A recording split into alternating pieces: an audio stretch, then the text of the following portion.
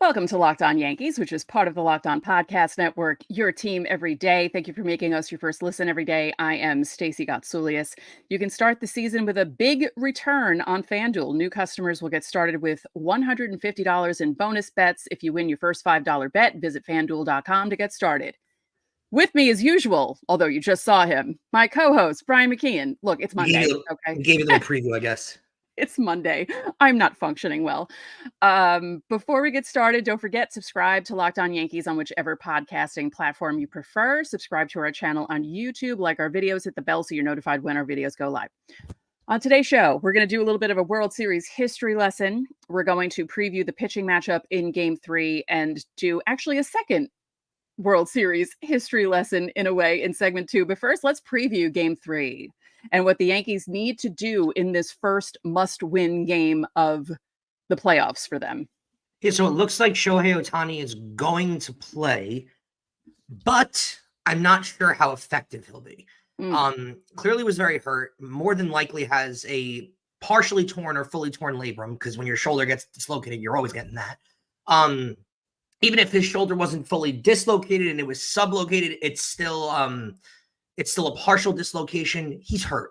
Okay. And if this were the regular season, there's no chance that he'd be playing. He'd be on the IL for a month, more than likely, at least if it didn't require surgery. I don't know how effective Shohei Ohtani is going to be. They're still going to bat him in the one hole. They're still going to use him. I just don't know if he's going to have any torque, any power, anything under his swing, which is a good thing for the Yankees. I would challenge him the entire night. And I know that might sound crazy to some people to go after one of the best hitters, the best hitter in the league. I would go right after him. Not kidding. I would throw fastballs up in the zone. Here, hit it. Turn on a fastball. Go ahead. So let's see how healthy the shoulder is. Because it's not healthy. You know it's not. Dare him to hit your fastball. Do not throw a breaking ball over the plate and let him get under one, because he has serious power. He will hit it out of the park. He still does have power. He is still going to swing with all of his might. Challenge him with fastballs. Let him turn on one. Prove if he can. Make him prove it. That's what I would do. How I would handle that lineup. This injury makes their lineup a lot more, I don't know if this is a real word, but navigatable.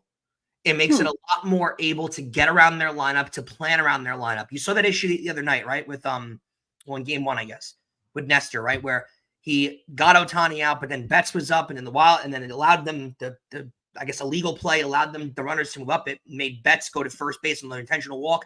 Then you had to freeze Freeman. There's a lot of righty-lefty going back and forth in their lineup that makes it very hard to navigate. With Ohtani being essentially a zero, you can navigate their lineup a little easier. Not that it's easy necessarily, but a little easier. So there is a window here. If he's hurt and these games are being played at home, there is a window here. We've seen teams go down 2-0 multiple times. In baseball, a 2-0 deficit is not the end of the world. 3-0 is. 3-0 is over. So this is a must-win game for the Yankees. But teams have gone down 2-0 before and come back. It's happened in baseball history plenty of times, or even forced extra games, and then you don't know what's going to happen, right? I mean, we saw it in 2017 with the Astros series, but that team looked dead to rights coming back to the Bronx down 2-0, and they wound up forcing a Game 7. Should have won that series. That's a whole other conversation. But you look into the whole thing, Stacey. I think, as the one day off gave me a little bit of a better feeling. Were there mistakes? Yes. And quite frankly, should this series be 1-1 going back to the Bronx? Yes. Is the manager's fault that it's not? Yes. But the series is not over. I've gained a lot more confidence over the last 2 days in the way that I'm viewing this series. I think there's a legitimate chance that they have. Sure. So it's a must-win game for the Yankees. The bottom line is the lineup has to come through. There's an important piece that needs to come through. We'll get to that in a second. But from top to bottom, they need to change their approach at the plate. They need to take pitches. They have to stop swinging at junk pitches. They have to work some walks, get on base, because I would much rather see this team get on base and fail with runners in scoring position than not get on base and do nothing. You know what I mean? Like, at least if you're getting on base, you have a chance to get something done. But if you're not getting on base, nothing's going to happen. And especially with Walker Buehler, like let him throw a zillion pitches. And plus the plus fact on this, you've seen their bullpen. Like the Dodgers, I don't think Dave Roberts is an excellent manager, and Dodgers media has been all over this throughout the entire week, and it's true. The Yankees have seen way too much of the Dodgers bullpen. He's too quick to go to their bullpen, and he's too quick to go to their elite arms. He has no problem pulling guys at any moment. That could be a positive for the Yankees. I mean, you saw it as much as against Trinan in game 2. The second time they faced him in the series in game 2, they were working the at-bats a lot more, taking pitches a lot more, and that was only the second time they had seen him. So if they keep using their elite arms, you've seen it throughout the entire playoffs. The more and more that a team sees bullpen arms is the better and better they get off of bullpen arms. So I don't necessarily hate the idea of doing that. I don't, take pitches on Walker Buehler. They did a tremendous job in the Guardian series in game 2, taking a ton of pitches. You got to do that and get these guys out of the game. I'm not saying they're going to come back down 3-0 if they get down 3-0, but you win this game and make it 2-1, and you make the Dodgers use a ton of their bullpen going into a bullpen game for game 4. You're not in an awful spot. Right. So they need to improve their approach. They have to try and not kill the ball. Just string together some hits and try and score. Do what other teams do. Do what you did in the Guardian series. Don't wait till the last minute. Like, I liked what I saw in the top of the 9th inning in game 2, but I don't like that it took until the 9th inning for them to start doing things like that when they should have tried to do it all game. It was like all of a sudden they woke up and said, hey, maybe we should start taking better at bats. Yeah, maybe you should. And of course, the biggest key is Aaron Judge, because as this team goes, if Aaron Judge is not doing anything, they just can't do anything. Other guys you can afford to not have hit, but if he's going up and looking completely lost at the plate, it just brings the whole team down. Well, he's batting 3rd in the order. He's going to come up with guys on base. He's in that spot in the order because he's there to produce. And if he's not going to, we made this point at the start of the postseason. You're not going to win a championship if your best players aren't your best players. Mm-hmm. And Juan Soto's been one of their best players. Garrett Cole's been one of their best players. They've gone, Giancarlo Stanton's been one of their best players. And Gleyber Torres has been one of their best players. And he's not one of their best players. But you need production out of the top tier of your order. You just do. And you can't have an absolute zero. And I've, all of the people that are in the comments, I'm sure right now, you all are aware that I have been nothing but defensive over Aaron Judge throughout the entire postseason. But hey, it's time to get going. Like, enough's enough. Like, I can't keep defending Aaron Judge at this point. He's got to get going. This is a different season than the regular season, and he's going to win the MVP, absolutely. But, those accolades only mean so much, if you don't perform in this month. And that's the unfortunate reality of baseball. You don't perform in the month of October, it really doesn't matter. I want to ask you this because any Yankee historians out there know, and, you're the perfect person to ask of this because I'm sure your emotions were on high when this did happen. In 2003, going into Game 7 of the ALCS, Joe Torre moved Jason Giambi down in the lineup. Jason Giambi hit 2 home runs in that game. Yankees went up losing the World Series to the Marlins, but did advance and win that game. Jason Giambi was struggling in that postseason. Joe Torre had the guts to move him down in the lineup. I know for a fact that this buffoon of a manager has no guts to move Aaron Judge down in the lineup. No. I know for a fact that baseball analytics in modern day coddling guys' egos also doesn't allow Aaron Judge to get moved down in the lineup. Would you toy with doing it? I would, personally, but Boone's never going to do it. Torre was never afraid of that. Torre was never afraid of that. He did it to Giambi in 2003. He did it to A-Rod in 2006 against the Tigers. He had no qualms about that. He had no qualms about fixing the lineup if guys weren't hitting, or fixing the lineup to better suit the matchups and use making guys it a little different. Making it a little different. Let the Dodgers see something different. Yeah, because if you put the same lineup out every night, their pitchers are like, yeah, they know how to navigate it. Again, Jason Giambi he was the highest paid player on the team. He was given this massive contract at the time. He was the big prized free agent they brought in. He was not the captain of the Yankees. No. He was not about to win an MVP. He did not have 58 home runs. So there is that to take into account also. But you're 4 wins away from a World Series. You're down 2-0 in the series. I don't think drastic measures are crazy. And clearly being moved down in the lineup did hit Giambi's ego and did, give him a little kick in the ass. And because he hit 2 home runs in Game 7. It was one of the most clutch games of Giambi's career. Against Pedro Martinez. I wouldn't. Yeah, I wouldn't. I don't think if I were the manager of the Yankees, I don't think I necessarily would do it, but I wouldn't run away from the idea. I wouldn't shy away from the idea. I would listen to people that were suggesting it. I don't think that I know Boone won't do it. But I would toy with the idea. I do want to employ one thing. If anybody in this that's listening to us is going to the Yankee game, to Game 3, if you took out another mortgage in your house, you should max out your credit card, but if you have to go to the game. There has been an online movement going around to give Aaron Judge the Trey Turner treatment that they did in Philadelphia that sparked his season, and he finished the year hitting like 300. Where instead of booing him when he comes into the plate because of his poor performance, give him a standing ovation. Let's be real here. Aaron Judge is about to win his second MVP, should be third MVP of his career with the New York Yankees. It's his third 50 home run season. He's broken the record he's done everything imaginable for this team, and now he's in his first World Series. He is struggling. If there's any time that Aaron Judge needs to pick it up, it's now. I don't think the idea of giving him a standing ovation as he comes up to play for the first time is an awful idea. What do you think about that? Yeah. I mean, you want to support him and you want him to know that, all right, you're no, not a cheer. Not support and cheer and give him a roll call from the bleacher creatures. Not that. Full on 60,000 on their feet clapping for him. Standing ovation. Like, don't let the at-bat start yet until he gets his due. Do exactly what the Phillies fans did for Trey Turner. Oh. Full on standing ovation as if he just donated $1 million to save a puppy farm. Yeah.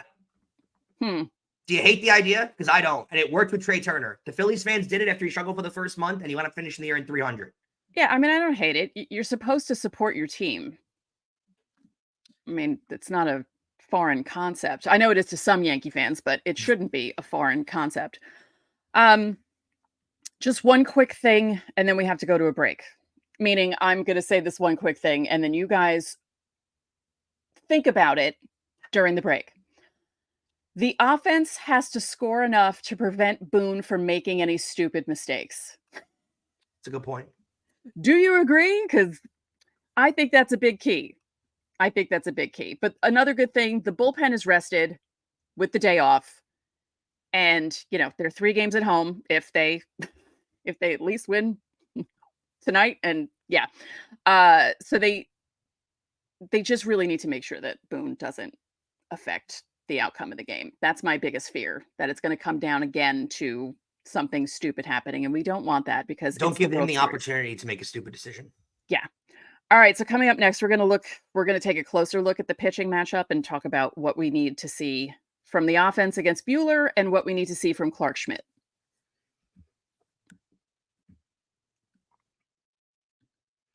PrizePicks is America's #1 daily fantasy sports app with over 5 million active members. PrizePicks is the easiest and most exciting way to play daily fantasy sports. And unlike other apps, on PrizePicks, it's just you against the numbers. All you do is pick more or less on 2 to 6 player stat projections and watch the winnings roll in. You can now win up to 100 times your money on PrizePicks with as little as 4 correct picks.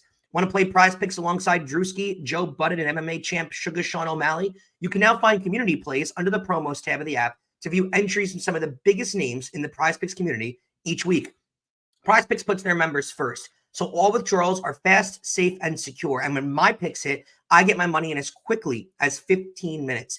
Download the PrizePicks app today and use code LOCKED on MLB to get $50 instantly when you play $5. That's code LOCKED on MLB on PrizePicks to get $50 instantly when you play $5. You don't even need to win to receive $50 bonus. It's guaranteed. PrizePicks, run your game.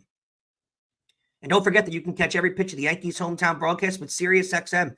Just download the SXM app and search the word Yankees.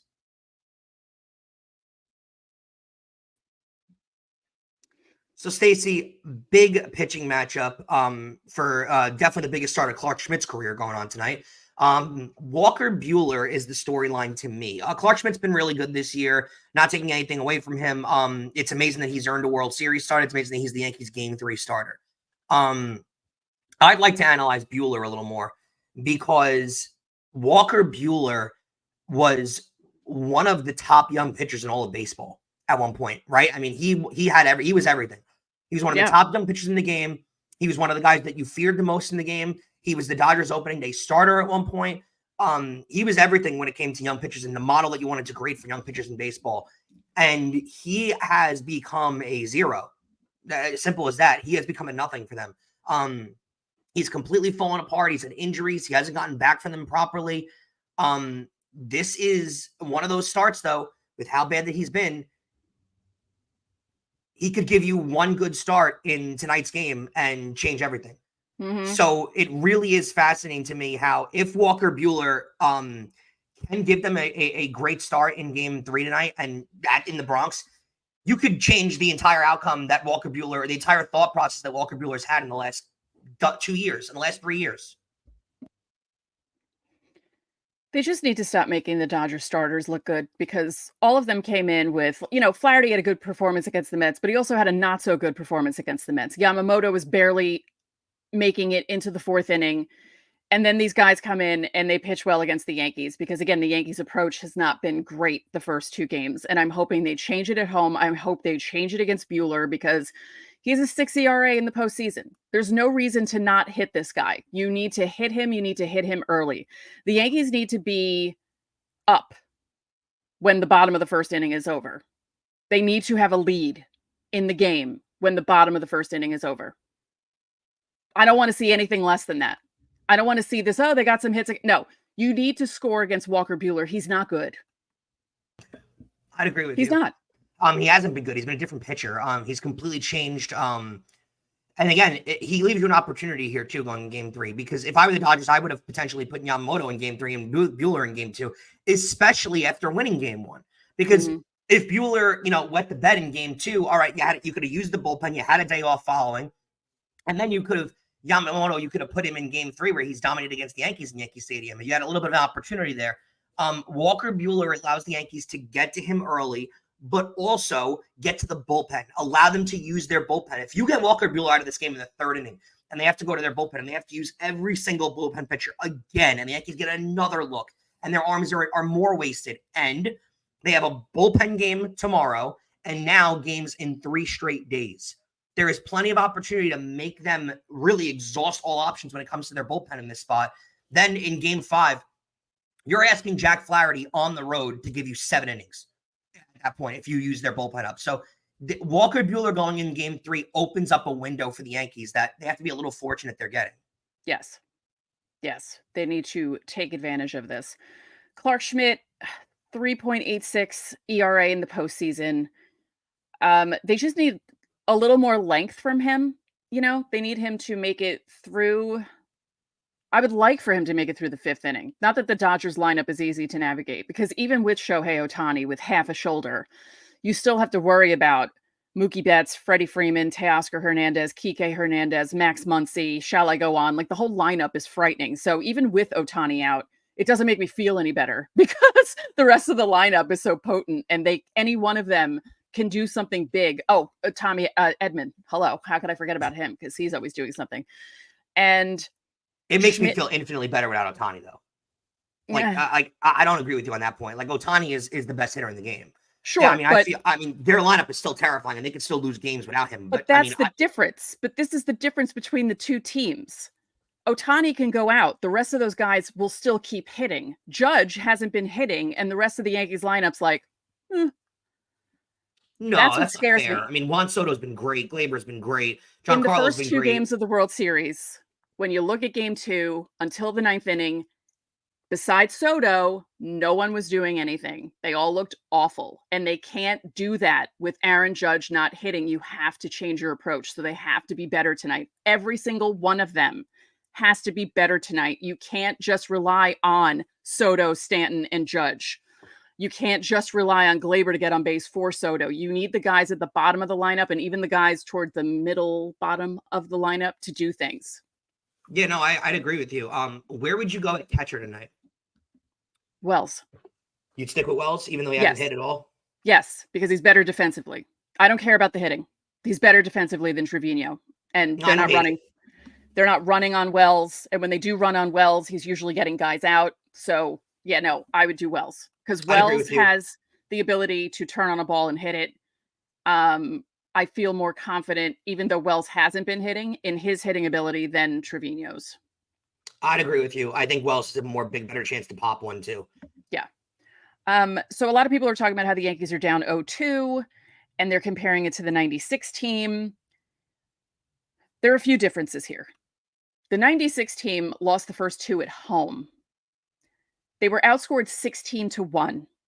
They were going to Atlanta, facing a team that had Tom Glavine, John Smoltz, Greg Maddux in the rotation, right? They had a bunch of hitters on that team too. It wasn't like they were slackers in that category either. But the difference between the 1996 Yankees and the 2024 Yankees, 1, the manager, 2, the lineup and the bench. Because game 3, Joe Torre had to shake things up because the Yankees did so terribly at home and they needed to win game 3 with David Cohn on the mound. So he sit Tino Martinez, Paul O'Neill, and Wade Boggs and replace them with Darryl Strawberry, Cecil Fielder, and Charlie Hayes. Yankees end up winning that game 5-2. He had the luxury of having guys like that on the bench. Aaron Boone has Jose Trevino, who can't hit the ball, Trent Grisham, who hasn't hit a ball in like a month because he hasn't played, and Jason Dominguez, who should have been playing, but wasn't playing and hasn't played, and it isn't a great option. It's not the same. Still should be playing. I mean, Dominguez should have gotten at bat in game 2. There's no. Putting Trevino in there instead of Dominguez made absolutely no sense, especially because, let's be real, that ball was in a spot where Dominguez could have drove it, bare minimum put the ball in the gap, which is what Trevino couldn't do. But whatever, that game's over at this point. I'd agree with you. That team was full of Hall of Famers. That team was at the start of a dynasty. No one knew what was to come, but still, that team was full of young youth. That was star-studded all over the team.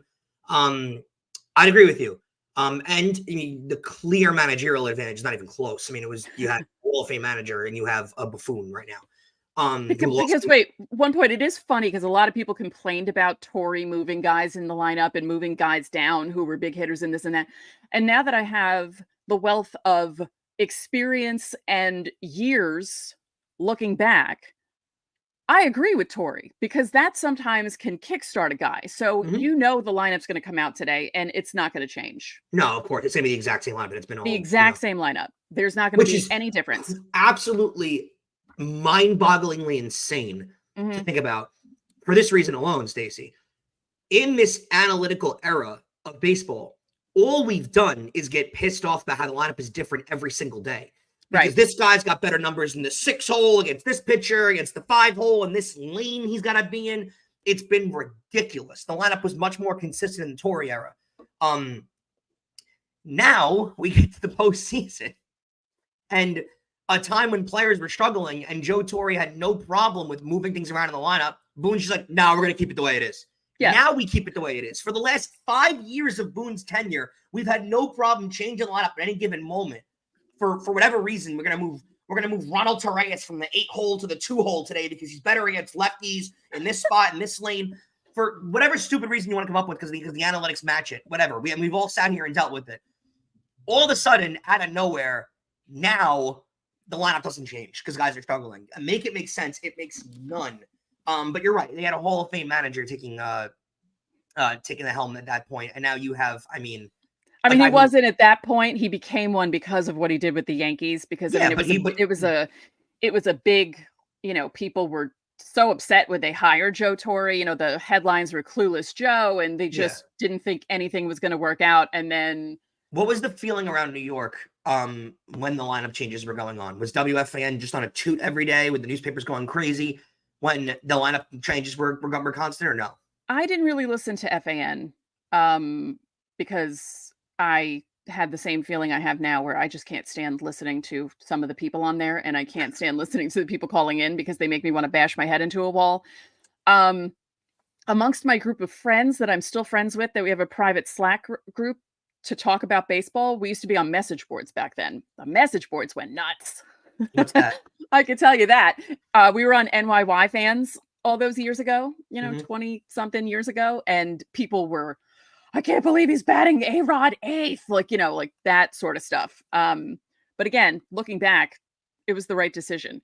Now, with all of this said, can this team make a miraculous comeback in this World Series? Of course they can, because anyone can, because baseball is that kind of a sport. The question is, will they? Wackier stuff has happened. And we'll find that out over the next few days. But tonight is a Hours. must-win game. Yeah, tonight is a must-win game for this team, and yeah, we'll see what happens. Don't forget, subscribe to the channel, hit the like button on our videos, hit the notifications so you know when our videos go up. Also, join the Locked On Yankees Insiders Club. You guys will get the non-changed lineup later today. The link is in the description. You'll get text from us. You can text us questions, comments, reactions to the game.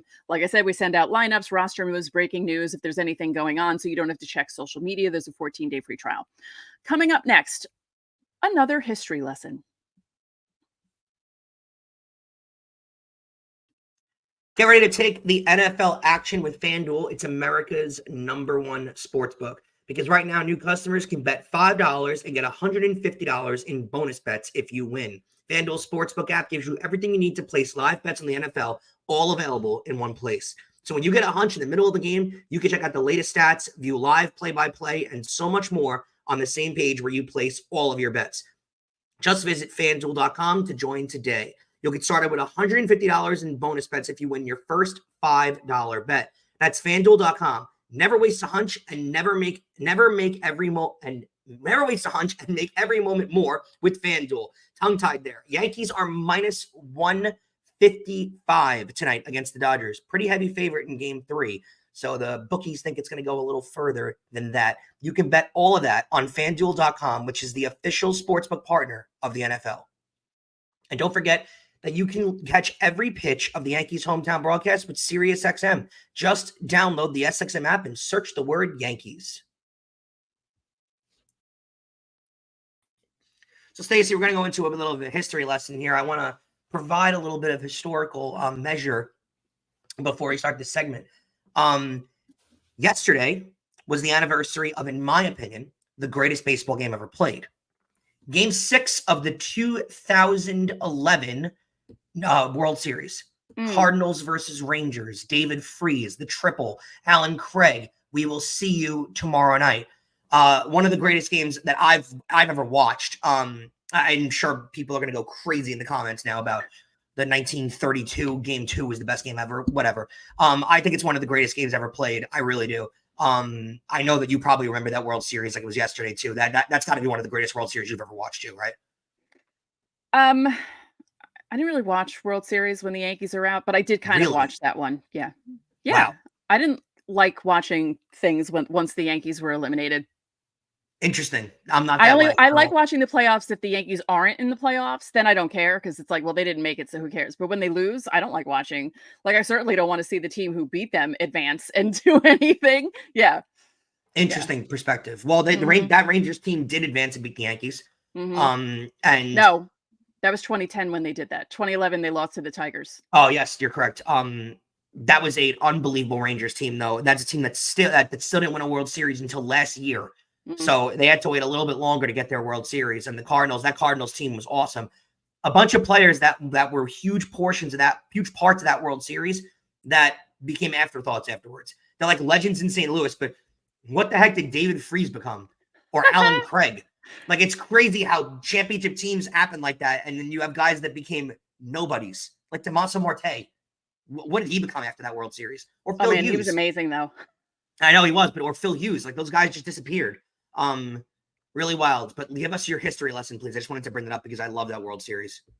I just think it's interesting because the last 2 World Series between the Yankees and the Dodgers started off the same way as this one has started off. So, 1978, the Yankees lost the first 2 at Dodger Stadium and went on to win the next 4 games. In 1981, the Dodgers lost the first 2 at Yankee Stadium and went on to win the next 4 games. So the road team was always 0-2 going home and then ended up winning the World Series on the road in Game 6, which I thought was just interesting.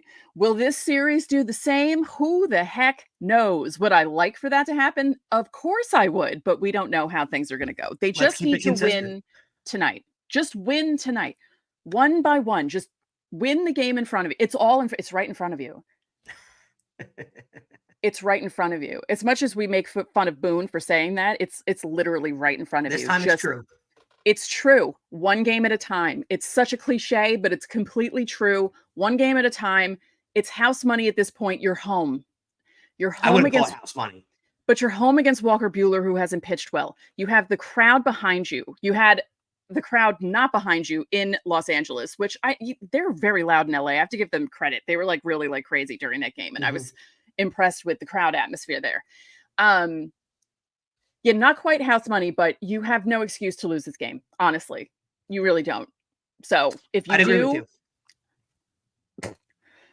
No, losing this game ends the series. The season's over. Yeah. The series. Yeah, because even if they win, this might as well be game 7.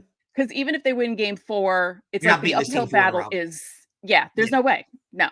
And the only reason the Red Sox won 4 games in a row is because Joe Torre had a brain fart that year and didn't do things that he should have done. Like, again, I said this on yesterday's show. Why aren't you bunting on Curt Schilling? I don't care about gamesmanship. Bunt on him if he has a bum ankle. What are you doing? Make him run around the field so he doesn't pitch for so long. Oh, that still drives me crazy 20 years later. Oh my God. Anyway, so we'll see. We'll see. My anxiety is sky high right now, by the way. And I haven't felt this bad since the Royals series for some reason, which I don't know. I don't know why. Well, this is the first must win of the playoffs. Yeah, but there wasn't really a must win in the Royals series. So I don't know why I'm feeling so nervous. So I'm gonna, after we're done with this, and after I finish editing the audio and putting everything up for our audio listeners. Hi, audio listeners. Thank you. And also thank you all for being here. There's 137 people in here right now for a live stream at 12:34 p.m. on a Monday, but it is game 3 of the World Series. But thank you guys for being here. Thank you to all the new subscribers. We've had almost, what are we up to? Almost 175 in the last couple of days, which is pretty good. We had a ton of views on our Friday night video, of course, because Friday night was the worst. It should have been a victory World Series live stream, but it was not because of the manager. 12,000 views on that one, 6.6 on the one after that. Yeah. And currently 7,650 subscribers. So we really appreciate this. Yeah, I wanted to hit 7,500 right before the World Series started, and we hit it Friday afternoon, and now we're at 7,650. So thank you for that. We appreciate all of your support. We appreciate you watching us whenever we put our videos up, because I know the times have been all over the place, but that's what happens when the Yankees are in the World Series. Also, this is the first time since I started hosting the show that the Yankees made the World Series. So weird coincidence that I started this year too. Yeah, yeah. Brian's gonna pat himself on the back there, and just saying. Yeah. And yes, and actually I was talking with Steve, who worked on the show last year, and he's like, oh, of course. They have one of their worst seasons in like 30 years when I'm on the show with you. Changing up. Just to change things up, right? Let's just look at some comments quickly, because we have people in here, and let's see. Positive. Hey, first of all, STACEY, and I did change my mind on the second show of the day and said Yankees in 6. Although now I'm kind of, I don't know. That one's gonna be tough. I don't know. But we'll see. Let's see. Yeah. Kate Herring, I also expect major home runs from the Yankees. Me too. I hope so. You know what? Here's my bold prediction for tonight. Okay, let's hear it. If he's in the lineup and Boone actually keeps the lineup the same, Austin Wells is going to hit a home run. It wouldn't be the worst thing in the world. It would be a surprise for sure. Let's see. We'll see. That's going to be a tough one. Hey, the only thing is, I don't know who's going to be on base if he hits a home run, so I don't know how much his home run will mean. Well, I said Jazz was going to be an impact player, and so far in the first 2 games, he's done some stuff. So he's done some stuff for sure. He's been a real impact player. Not that he was given the ability to run in game 2 because Stanton was roadblocking him, but whatever. Again, manager's fault both times, game 1 and game 2, to prevent Jazz from being the impact player of both games. But like we said, key to the game, win. No, change your approach at the plate, get to Walker Buehler early, and make it so your manager can't screw up. Do enough so he can't do anything to screw it up. Yep. Don't give him the opportunity. Or don't make his dumb decisions matter. Yeah. If he puts in a pitcher that shouldn't be in, don't make it matter. Yes. Yep. All right. Well, thank you guys for making Locked On Yankees your first listen today. Now go check out the Locked On MLB podcast. Sully is also covering the World Series every single day. The link to Locked On MLB is in the description, so you don't need to search. It's part of the Locked On Podcast Network, your team every day. And make sure you check out the Locked On Yankees postcast right here on the Locked On Yankees podcast feed, as well as streaming on the Locked On Sports New York YouTube channel. You get rapid reaction to all the biggest moments with the Locked On Yankees postcast. So that'll do it for this live edition of Locked On Yankees. I am Stacey Gonsoulias. And I'm Brian McKeon. We'll catch you after Game 3.